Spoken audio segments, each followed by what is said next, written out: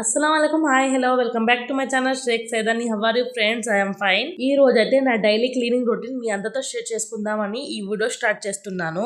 Cleaning విషయానికి వస్తే ఇంట్లో పిల్లలు ఉన్నారనుకోండి, అసలు ఆ ఇల్లులానే ఉండదు. ఎన్నిసార్లు ఉడ్చినా ఎన్నిసార్లు తుడుచుకున్నా ఇల్లు మాత్రం ఆగం చేయడం ఖాయమే. పెట్టిన వస్తువు పెట్టిన చోట ఉండదు, తుడిచిన ఇల్లు తుడిచినట్టు ఉండదు. ఎన్నిసార్లు ఉడ్చినా అటు ఇటు తిరిగి ఆ చెత్త ఈ చెత్త వేస్తూనే ఉంటారు. పొద్దు నుంచి సాయంత్రం దాకా నేను ఎన్నిసార్లు ఉడుస్తానో నాకే తెలుసు. పిల్లలు ఉన్న ఇంట్లో మాత్రమే సిచ్యువేషన్ ఇలా ఉంటుంది ఫ్రెండ్స్.